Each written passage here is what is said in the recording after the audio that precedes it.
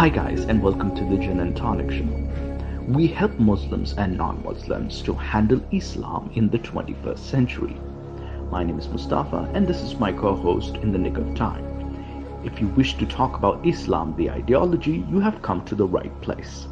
We cover current Islamic news, Islamic scripture, some crazy comments, and a weekly topic about Islam to examine, critique, and analyze.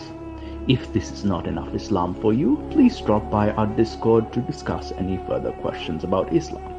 We condemn any form of discrimination, violence, misogyny, slavery. However, we do embrace free speech and criticism if it's factual and correct. Thank you for stopping by and enjoy the Gin and Tonic Show. Hello, guys. Welcome to the Gin and Tonic Show. Right now, it's by myself because I think Nick is currently occupied with another matter. And yeah, I know we wanted to post in the middle of the week, but we have been very, very occupied with things in our lives. And yeah, it's been quite tough this week. Hopefully, we'll try to put out more content. But yes, welcome everybody. And I know I'm late today. I'm an hour and 10 minutes, an hour and 11 minutes late today.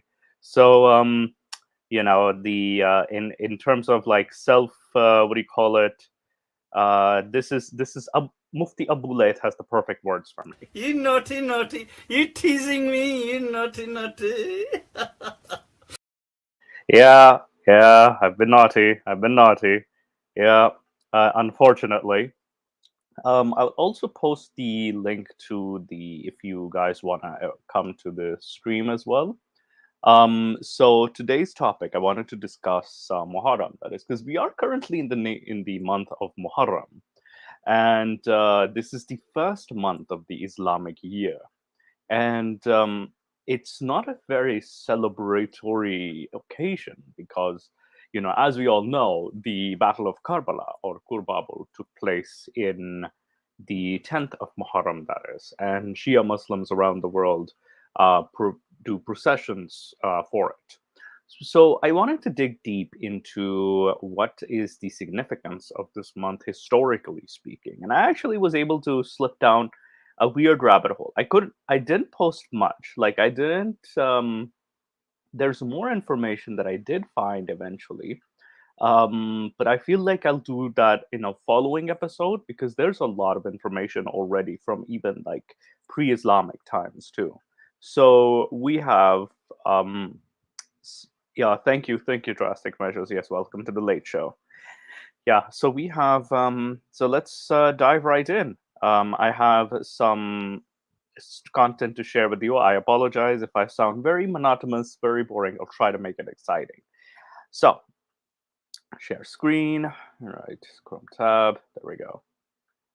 All right. So, whoops, slideshow.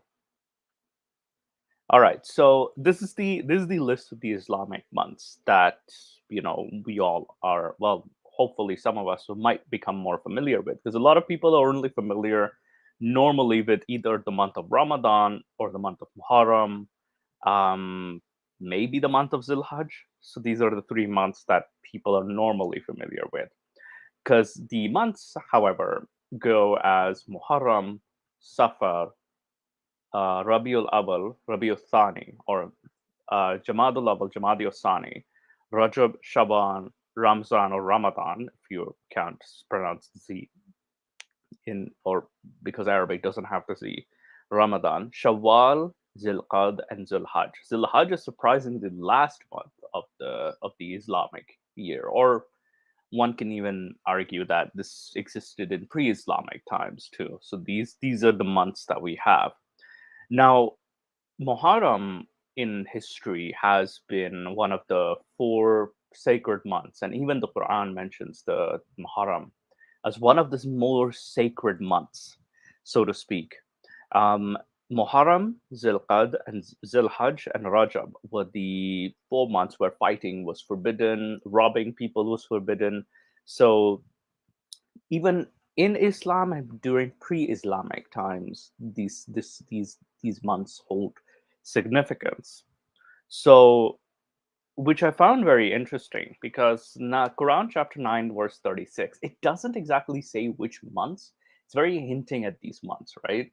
So it says here, indeed, the number of months with Allah is 12 months in the ordinance of Allah from the day He created the heavens and the earth. Of them, four are sacred.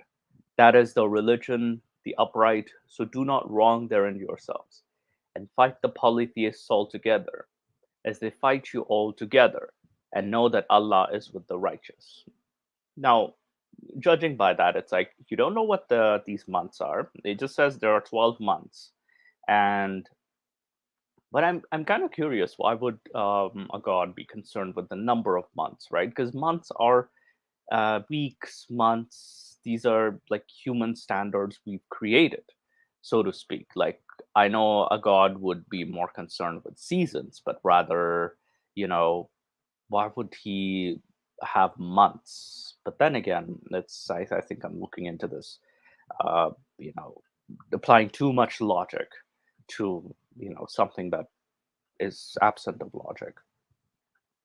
Now I go to the Sahih al Bukhari. So Sahih al Bukhari 4662. This is where I found the explanation of this verse. So because there's no explanation of 936, it's like so the Prophet said. Um, Time has come back to its original state, which it had when Allah created the heavens and the earth. The year is 12 months, four of which are sacred. Three of them are in succession: Zulqadda, Zulhajjah, and Al Muharram, and the fourth being Rajab Mudar, or Rajab, named after the tribe of Mudar, who as they used to respect this month, which stands between Jamadi Asani and Shaban. This is interesting is that why Rajab al-Mudar or Rajab has even any significance today, because the tribe, I don't think the tribe is in existence anymore. So a lot of the stuff is very outdated. And so I actually will try to look into this Rajab al-Mudar, or why this tribe of Rajab used to respect this month in the pre-Islamic times, that is. So this is what we have with the Hadith.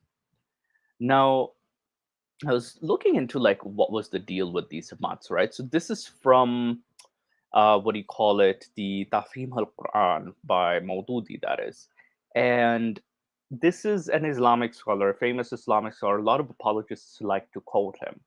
So actually, yeah, he had a very long explanation over this. So I'll try to summarize this. Like it says, that means that Allah ever created the sun, the moon, the earth, the place in the month. Thus, the new moon takes place only once a month. Thus, the new year has always been 12 months. But keep in mind, the moon follows a very different cycle compared to the sun. So I don't know. I feel like the solar calendar would have been a lot more efficient, but you know, um, this has also been mentioned to. There's a practice of nasi, he mentions in verse 37, whereby pagan Arabs increased the number of months per year to 13 or 14 to enable them to interpose the calendar, the forbidden month, which had been made lawful for them. So the practice of nasi was a thing. And he also mentions the four forbidden months: Zul-Qadda, Zul-Hajjah, Muharram, and these were months for Hajj, and Rajab for Umrah. So these 3 months, Zilqad, Zilhajj, and Muharram, were for Hajj. This is pre-Islamic months for Hajj, and then Rajab for Umrah. At least according to Maududi, that is. Again, I'm not making this up. I'm just reading what these scholars are saying. Um, and it says here that is if the mushriks, or the polytheists, do not desist from fighting, you should also fight them. So basically saying that if they fight you, you have the right to self-defense within these months. But there is this respect for these months. Now, he also states that the nasi, or which is adding the month or 2 months during the year, because if you've noticed with the Islamic calendar, every year, the month of Ramadan, for example, it is never in one season. Either it's in a winter season, a summer season, or a spring season, an autumn season, or it falls in the month of January, February, March, April, blah, blah, blah. It like goes back. It never follows the order, that is. So it kind of confuses the order a lot. So the pre-Islamic Arabs did have a solution for this. They actually, what they used to do, there were two methods: that they would declare a prohibited month to be an ordinary month in which fighting and robbery were lawful for them. Then they would declare an ordinary month to be a prohibited month instead of to make up for the deficiency caused by the number of prohibited months. So the other way was an addition. The addition of the month in order to harmonize the lunar and the solar year so that the Hajj should always fall in the same season. So basically, they used to put an extra month so that the entire calendar would balance for the following year. I find this kind of smart, actually. And they should have be saved from the bother and inconvenience that they're expected by its observance to the lunar year. In this way, Hajj was observed for 36 years on dates than on actual dates. So basically, again, he's kind of arguing from the Islamic perspective it was wrong, blah blah blah, because and again, it was 9th. This 37th was again, they should have actually fallen according to the lunar calendar. Okay, yeah, he's going to go into details. So when Muhammad, or the Holy Prophet, according to Islam, performed Hajjatul Wada, which is the last Hajj, these dates rotated, coincide with the actual dates. So he declared during his procession with Arafat that so he kind of banned this practice by this verse.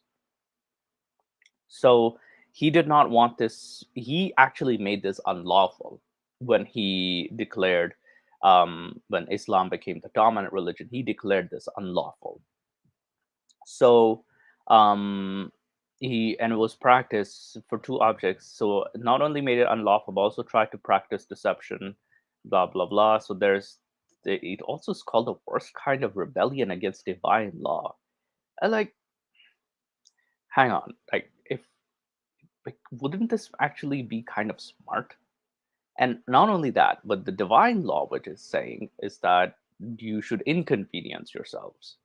Like, that's what the divine law is. And the divine law doesn't actually, it only takes into account Arabian seasons, but it's not taking into account seasons of other nations or other countries or other like there are polar regions. And if this it was from a god, they would take this into account. Let me just have my sip of tea. Oops, sorry. Back. There we go. So he gives an example. For instance, the month of Ramadan circulates among all seasons, and the Muslims get used to obeying them, whether it be summer, winter, dry, or rainy season. He loses the term excellent moral training. If anything, it's a huge inconvenience and actually puts them to a lot more trouble. The dates of the Hajj according fall on different seasons. So it's more like, oh, it's a test, it's excellent moral training, blah, blah, blah. Yeah, I find this a bit BS, to be honest, because robbery was lawful, says it all. Yeah, it's weird. Robbery, looting and murder was lawful in particular months, so which was very, very weird. And yeah, forbidden month does sound naughty. It's very naughty, and I think it's a little naughty is a little understatement. Naughty is an understatement. When you're including robbery and murder, then it's like, okay, now you've passed the threshold of naughty, you've entered demonic at this point. So so yeah, that was the significance. Now there's a few hadiths that I found from which are declared sahih that was regarding the month of Muharram and Ramadan. Surprising. There's a weird tie-in because Allah's messenger said the most virtuous fasting after the month of Ramadan is that of Allah's month of Al-Muharram. And the most virtuous salat after obligatory prayer is the night prayer. Okay, so for now, let's leave the night prayer out. We're going to focus on Muharram. So Muharram was also a month of fasting. Not only was it a month of Hajj, but it was also a month of fasting too, pre-Islamic. Well, again, this is even Islamically. You're supposed to fast during this month. Now, I'm going to look into the fasting of the month of Muharram, that is. So there's another hadith that I actually found. Let me just see here. So this is hadith from this website. I was trying to find it on sunnah.com, but honestly, like they've been removing hadith, so I have to look at other websites too. So this is from Sunnah al-Tirmidhi. This is Sahih. So it says here that hadith, this is Ashura. And Ashura means 10, practically. Ashura is the 10th of Muharram. Now, fasting of the 9th and 10th of Muharram. So 9th and 10th, Ibn Abbas reported that the Messenger of Allah, peace and blessings be upon him, ordered fasting on the day of Ashura, the 10th of Al-Muharram. Al-Tirmidhi says, it is reported that Ibn Abbas said, he used to fast on 9th and 10th of the months to do so differently from the Jews. And this tradition is the same as was said by Al-Shafi, Ahmad, and Ishaq. So again, they're discussing the chains, which I find very interesting. Like the Jews come into play. Those the enemies of Islam, the Jews, come into play here. So which I found very interesting. And Cultural Jinni, he did an amazing video on like how it ties with Judaism as well, like Ashura, that is. So I do recommend checking out Cultural Jinni's video on Ashura. Now, today's practice, so that was the history, what we discussed. We just discussed the history. Today's practice is we perform a faqa, that is. A faqa is a fast without a sari. On the 10th, mainly they do it on the 10th. And I've practiced this. Being a former Shia Muslim, I've practiced this. So the faqa is basically you're not eating anything until Asr prayer only. So there's also the Asr prayer that has more significance because allegedly the battle ended in Asr prayer. So the Battle of Karbala, which took place on the 10th, it involved, like I said before, the grandson of Muhammad, Hussein, who's the third Imam of the Shia Muslims. His companions' family was taken prisoner. His companions were brutally slaughtered, and they were killed while thirsty. So hence the fast has more of a significance. And, the battle took place in Iraq, which is modern-day Iraq, Karbala, but it was near the bank of the Euphrates. So this is the historical location. Now, where does Karbala, I'm going to switch to Karbala here. Where does Karbala come from? So the name of Karbala is a misspelling of the word Kurbabul or Kurbabil. Now, I actually found this very interesting because Kurbabul was actually an area. It was never, it wasn't a particular village, town, or city. It was an area. And I actually found this in a reference, Kitab al-Dalal wal-Masail by Sayyid Hiba al-Din al-Shahrastani. So it's, again, from an Islamic scholar, that Karbala was not a village, but an area. And the Kurbabul translates to villages of Babel, or in other words, Babel, it means Babylon. So it means villages of Babylon. And the Babylon province is located right opposite, or Babel province today is right opposite the Karbala city, that is, the area of Karbala. It's very opposite the riverbank, so it's on the other side. So this shows that this was close to that ancient city of Babylon. And where Hussein, the grandson of Muhammad, camped was a place called Akkar. This was located in Nineveh. Nineveh is a very ancient famous Sumerian city, as well as Nebuchadnezzar. Yeah, this was one of the old kings mentioned in the Bible. So this was where, you have the historical significance of, this location. Now, Karbala became a misspelling of the word Kurbabul. So again, it was misspelled and it became Karbala. And Karb Wabala, because it was the word was Karb Wabala in Farsi and Arabic, it means grief and tribulation. There are other meanings like calamity, befallen, stuff like that. So the original name is like I said, Gur Babel, or villages of Babylon. But then it became Karbala, which was this location. So now it was a misspelling of it itself. Now I wanted to do the Shia narrative itself. Um, so I'll briefly go over this in this link because again, I wanted to summarize it, but it's a lot because it does tie in um, not only post Muhammad's time, but it actually ties in a lot. But just a background: 10th of Muharram. It falls approximately in 10th or 12th of October, technically 680 CE, but 61 Hijri on the 10th of Muharram, which will be in 2 days. So today is today.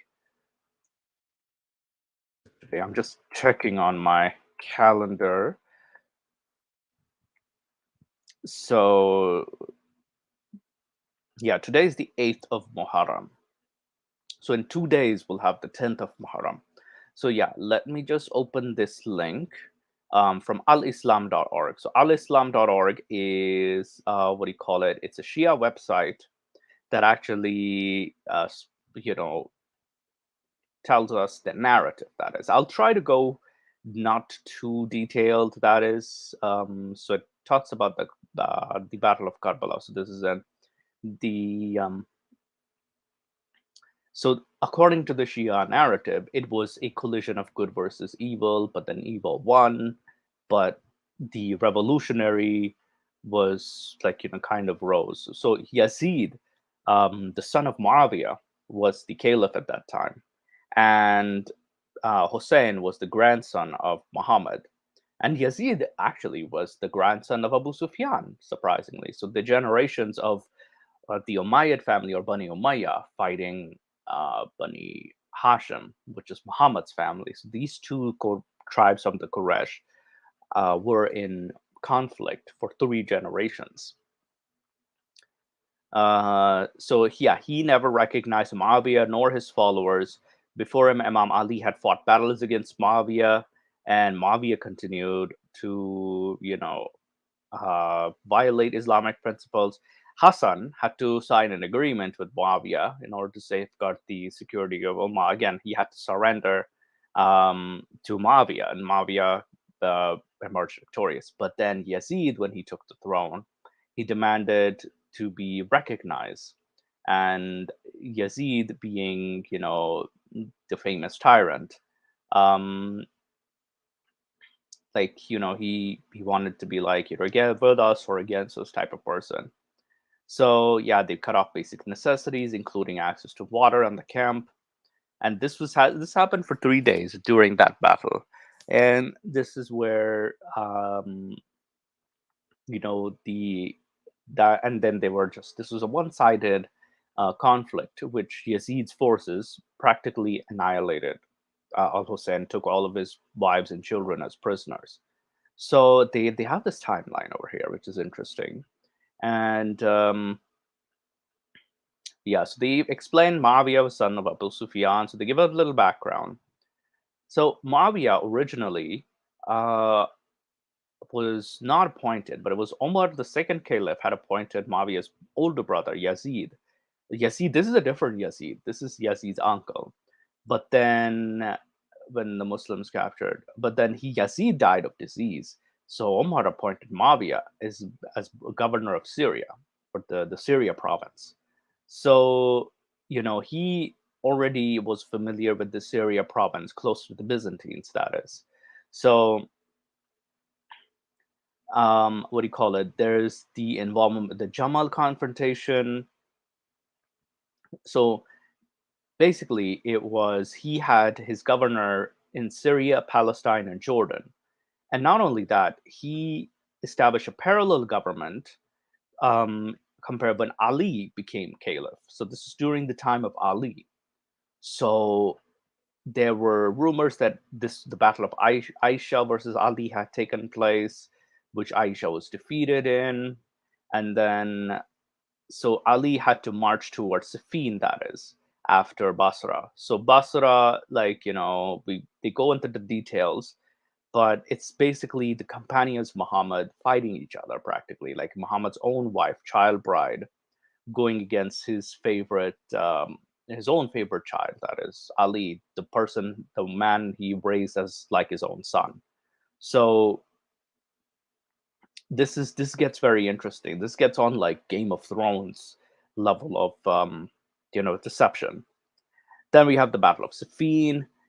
So Ali's capital was Kufa. So they confronted in Siffin. The battle saw ferocious fighting for 9 days, and he nearly defeated Muawiyah. But then they used the trick of like using the Quran as like, oh, we surrender, and then they entered into like arbitration because Ali just wanted to destroy him. And so this basically the troops, you know what do you call it, Ali's troops are like, no, no, no, no, we won't keep fighting. They're holding the holy Quran. And yeah, so the arbitration failed because Ashas and Amr, like, there was and they even accuse Ashas as a spy against Ali too. So there's a lot of like um victim playing, or like, oh, Ali, there was a conspiracy against Ali. So this is very interesting. The After Safin, there was the Naharwan. So the Battle of Naharwan took place, and Ibn Muljim was the one who assassinated Ali after. There's a long history behind this. There's a very long history behind this, and it's weird that Karbala actually kind of ties into this. And then it switches to the peace agreement between Ibn al-Hasan and Muawiyah. So Hassan and Muawiyah had a peace agreement where Hassan would step down. Hassan is Hussein's older brother. So he had 4 points of agreement. The people of Syria, Iraq, Hijaz, Yemen would enjoy amnesty against persecution. Friends and companions shall be protected from all danger. So that was the agreement. Friends and family of Imam Ali would be protected. So Muawiyah is to immediately stop the use of abusive language towards Ali, and Muawiyah shall not appoint anyone to a successor. So the last point was where the agreement was broken. And they kind of say, oh, he sent secret agents, blah, blah. Like Muawiyah tried to like, establish a dictatorship. So Muawiyah also plotted to poison Imam Hassan, and he actually bribed Hassan's wife to poison him. And yeah, that was how Hassan was assassinated. So when Muawiyah was, in his deathbed, he declared Yazid as, his inheritor. And he kind of breaks the agreement since Hassan is dead. So he breaks that agreement and declares Yazid as his successor. So this, at this point, we have what do you call it? They go into too much detail here. Honestly, it wasn't terrible. They go into too much detail here. So Yazid, he began to impose himself. So he said that everybody has to give me allegiance. That is, so people begrudgingly gave allegiance to him, but Hussein was the only one who did not give any allegiance to him. So he was approached in Medina. And Walid ibn Uqtuba was the governor of Medina who asked, and then, and during that time, when Hussein refused, he sent his cousin Muslim bin Aqil, who's to get information about Iraq, because the plan was for Hussein to go to Kufa, the former capital of his father.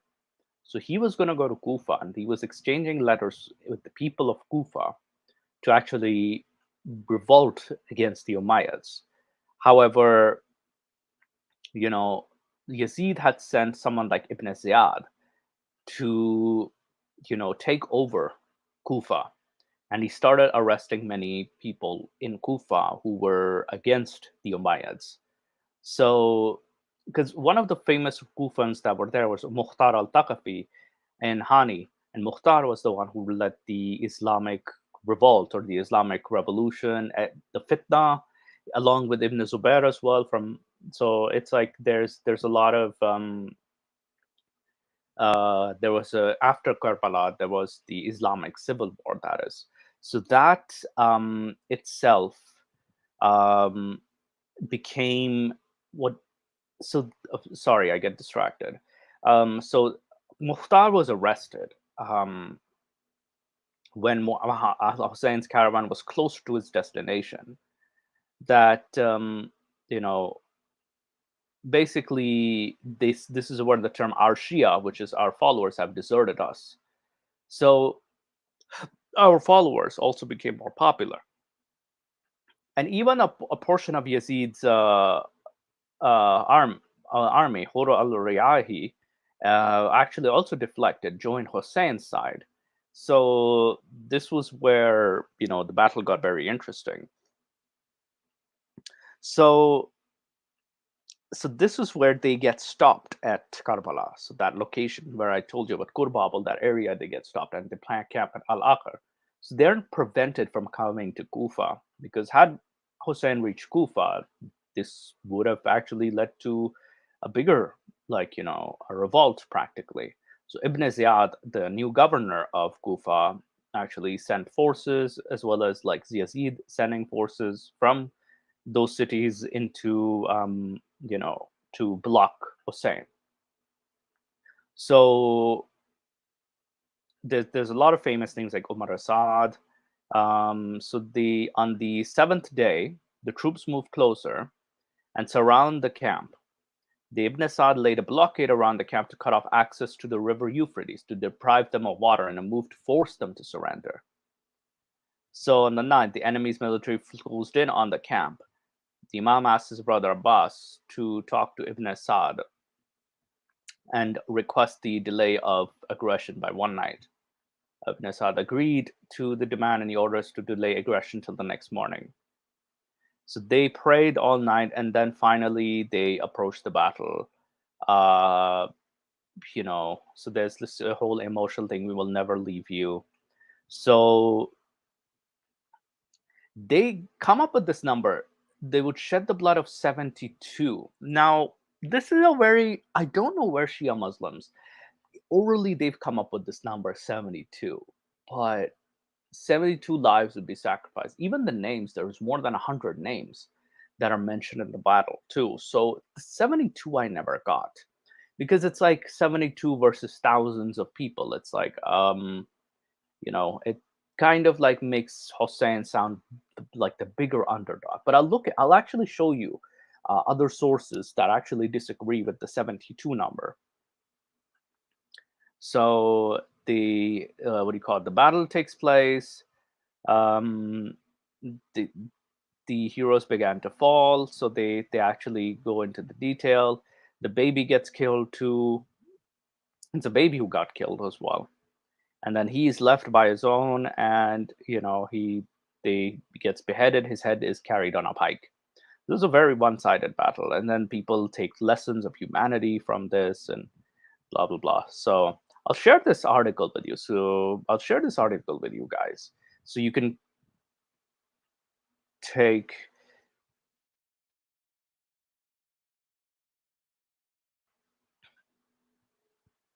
Yeah, I'm not sure if a Muharram or month or whatever, but you can't make this stuff up. Oh wait, you can. Yeah, yeah, yeah. It's I think the real trigger point was that because fighting was forbidden in this month, and then Yazid had committed this crime during this month, that it became a chain of events that, because the memories were fresh with the pagan Arabs too. So the memory being fresh, they that's why it became so significant that this was a bigger tragedy, because it was done on a holy month too.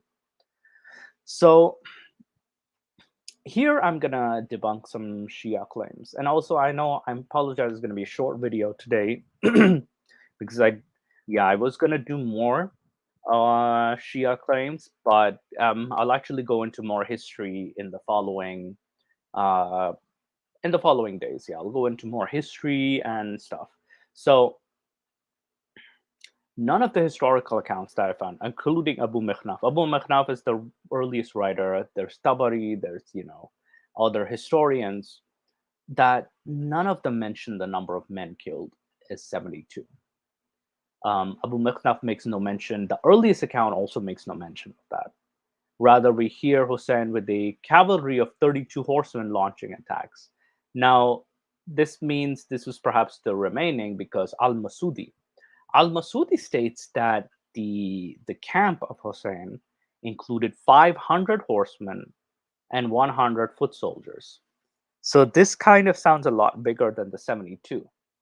So 72 versus thousands of, Yazid forces. Now, the book of Muruj al-Dahab says the number of 87 men were killed that day. And I'm assuming that, given how battles were fought, like you would try to, you would fight in columns. So you would try to minimize the number of losses as much as possible. So 87 were killed, probably the rest were taken prisoner. And then there's this other account where I've heard of Islamic wars and before, so it's like Muharram, not war season. The other elements were wars. No, here's what it is. Muharram, Zilqad, Zilhajj, and Rajab were the forbidden months. That is the 4 months that were forbidden. Fighting was forbidden. So this, I mentioned earlier in my what do you call it? These months were significant. The Hajj month, Muharram month, the Zilqad month, and the Rajab month was where the 4 forbidden months. And this is what the 4 forbidden months, the chapter 9, Surah Tawbah, talks about. That is. So back to here. So the book of Muruj al-Dahab, like it said, 87. But then Sayyid ibn at-Tawus, who allegedly quotes Imam Baqir, who's the grandson of Hussein, grandson of Muhammad's grandson. So he states that there were 100 foot soldiers and 45 horsemen. So the numbers already doubled there too, 145, which I can buy. Now, Sibte ibn al-Jawzi, the author of Tadhirat al-Khawas, he actually quotes the same author, Ibn Masudi, but says that their number was 1,000 men on Hussein's side. So the number range is a lot larger. Not only that, the pool could be between 145, 600 to 1,000. So this goes to show that the 72 number, I have tried to find the origins of the number 72, but I could not. But yeah, it's this is where I will end today's presentation. That is some other facts that I'm gonna do more research on this, and also I don't have anybody else to bounce off of me for today. But yeah, so that was my introduction. I'll do more videos during this month too, because the month of Muharram is not over yet. But yeah, so this was where what we've discussed is that Muharram itself used to be a fasting month. The calendar itself was, they used to actually add months to the calendar. And the pre-Islamic times, this month was sacred. You could perform Hajj too during this month. So Muharram had many significance even before the advent of Islam. Now today, it is known as the month that, the Muhammad's grandsons have been slaughtered in a one-sided battle. And I think a lot of historians claim that this was the official starting point of the split between Shia and Sunni, though some state that the split happened much later, and this was more Umayyad Islam versus Shia Islam, and Shia Islam actually formed at this time. Sunni Islam probably formed a lot later during the Abbasid period. So there's that. We actually discussed that in a previous Gin and Tonic video. So yeah, if you guys wanna, oh, by the way, there's two famous dates that passed. Eid al-Ghadir, that is Eid of Ghadir. I actually wanted to share something about Eid of Ghadir. So which fell on July 16th and July 17th of this year, and it is done on the 18th of Zulhajj. So that was a new segment I also wanted to share. Like Shia Muslims tend to celebrate it because Eid al-Ghadir is a celebration of Ali being declared the successor to Muhammad. And then there's also another Eid of Eid al-Mubahila, that is. So, which I wanted to discuss in another future video, because Eid al-Mubahila is basically Muhammad winning over Christian hearts, that is, or something. Like it's basically the Christians surrendering to Muhammad because they find out that he's a true prophet and they would get cursed. So there's that story that I actually wanted to discuss in a future video. But yeah, so this is where I what do you call it, end the video for today. Thank you guys so much for joining. This is a short video, surprisingly short video today. You can watch the rest later. I've actually explained or I'll actually do more Muharram videos throughout the week once we find time. And yeah, won't keep you up too late because it gets a bit late. Thank you so much. And oh, Jen, now you join us. Yeah, so you can watch the rest of the video. And thank you so much for joining us today at the Gin and Tonic Show. And have a good evening. Thank you, everybody.